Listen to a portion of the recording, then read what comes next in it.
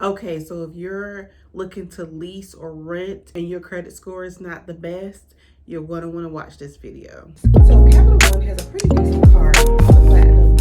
Okay, so I like to give them away, and I like to cash them out away to get those collections removed off your credit. Did you know that most collection clients receive the star letters or star email? Okay, so today we're going to go over a SafeRent report. So this is going to be the report that SafeRent is going to send your presumed property management company once they inquire of your credit report. So let's go over it. Okay, so first thing is this, like you're going to see the company, which is Tricon Residential, that inquired of SafeRent of your report. Okay, so these are 4 important things here under messages. Okay, so this applicant has been screened through MSSO search. Sex offender registry information is derived from the same state hosted sex offender database registries accessible through the Department of Justice. So they're going to want to check, of course, to see if you're a sex offender. Next thing is please view the register score report for this applicant's score. That's going to be extremely important. Okay, and next, prior to making leasing decision, always check criminal results and also check the scan by app alert. So this is the notifications that are sent to the property management company upon completion of their search of your credit file. And where SafeRent pulls your credit report from, it's not from all 3 of the bureaus, it's just from Equifax. Okay, so this is the SafeRent's rental score. Now, they pull your Equifax FICO 2 score. Here is the range of acceptance and decline. So if your score comes up to be anywhere between a 510 and 800, of course, you're accepted. 430 to 509, you are accepted with conditions, meaning that you're going to have a higher deposit. You may have to pay a double deposit or a deposit and a half. And of course, anything between 200 and 429, you are declined. That is a hard no. Doesn't matter how much money you make. So the first thing that they're going to see, of course, when they pull a report is whether or not you approved or declined. So 9 times out of 10, they're not going to look through the whole thing to see anything else but that 378 and that X that's there saying that you are declined. But let's dive in a little bit further into what the actual report entails. Okay, so first you have your report information, your applicant's information, your community decisions. Your lease decision, of course, is declined because of the actual overall score. So if you pay close attention to this report, it's going to give you all that you need to know on what you would need to improve or change in order to get approved. So it says score attribute. If improved, the following items could possibly impact this applicant's score. And it says credit and application data.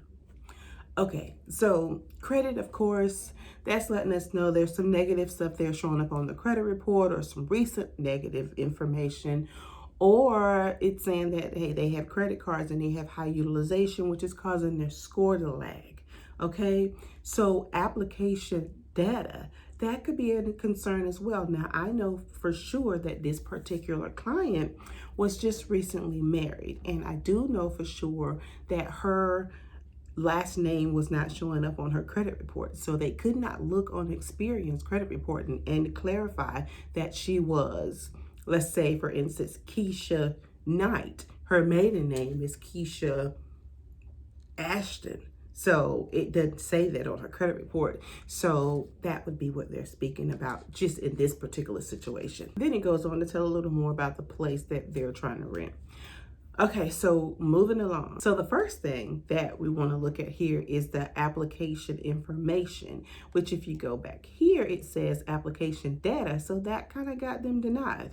So the applicant name was one thing I can't show you, but the applicant's last name is different from what's showing up on the applicant's credit report, which is Experian that they pulled. So that was that issue. So this is going to be really important here, that if you're applying for a place and they're going to go through SafeRent to pull your information, if your information has recently changed, make sure that you have updated that information with the credit bureau so that you don't run into a denial because of your application information. Okay, so right here where it says digital ID, identity trust unverified, digital ID, social security number trust unverified, that all just means that that stuff did not show up on the credit report or the name was newly changed. So that's that with that. So as you can see here where it says reports, so SafeRent score, of course, complete, multi-state plus SafeRent identity suppressed, crime safe search report accept, so they're saying accept the person, that's fine. Alternate credit data, no record found. Credit report address information, that's blank. Experian credit report complete. Multi-state offender suppressed.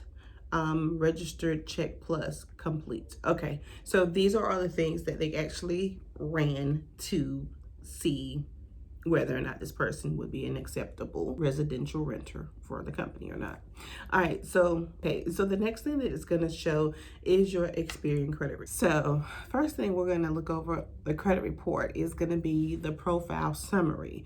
So as you can see, there are no public records. The next thing that you see is a total sum of all the balances that they owe according to their credit file. Real estate, they don't own real estate, that's why they're renting. Total revolving balance is $7,367, so that's on their credit card debt. Past due amount, $3,648. That's a problem. Schedule that they're estimated to pay out, I guess for that month, is $837. Total revolving available credit is 58%. That was a problem with the credit report, which has made the scores lower, which in turn gave them a lower score with SafeRent. Satisfied accounts 13, now delinquent accounts 1, was delinquent accounts 5. So the was delinquent accounts don't count so much, and I know this personally because I know that report, because the accounts that this person has that were delinquent were more than 2 years old. There were a couple of charge-offs. She paid them over 2 years ago, so that's not going to hurt her with getting approved for this lease, okay? It's the thing that is delinquent now, which is actually $3,648 in debt charge-off. What I wanted to briefly talk about was this. So if you do have like a criminal record, they're actually telling you here where to go to see what they have on your record.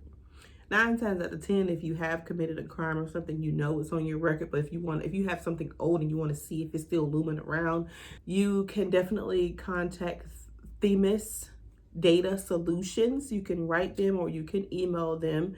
You also can give them a call and they'll give you information on how you can obtain a report of your record from them. So this is something else that if you do have a record in your past, this is important to know what's going to show up beforehand before you go out and spend all these application fees, getting denied and not being really sure like why you were denied. Okay, so if you have had any landlord-tenant court filing, so you're going to want to go to LexisNexis Consumer Center to get that information, because that's who's going to have that information guaranteed. If you have a court case against you or a court eviction or anything like that, you're going to want to check LexisNexis out to see what they are reporting on you. And you're going to want to start disputing that stuff to get it deleted or updated before you start, of course, applying for places to live. And of course, if you have anything on your credit report, you're going to want to take care of that as well. So I hope this helped you. I was just really excited to show you guys a copy of a SafeRent credit report. I've actually been meaning to do this video for probably about 2 months now, and I just got like some downtime to go ahead and do it. So I hope this helped you renters out there. Just do your due diligence, do your homework before you jump out there and start applying for stuff. It's nothing wrong with calling the property management companies anonymously and just asking like, hey, do you pull your information from SafeRent? You know, just ask. they'll tell you. Hopefully this video helped you kind of clarify or maybe get some insight into why you have been denied, if you've been denied, or whatever your situation is with renting. So until the next video,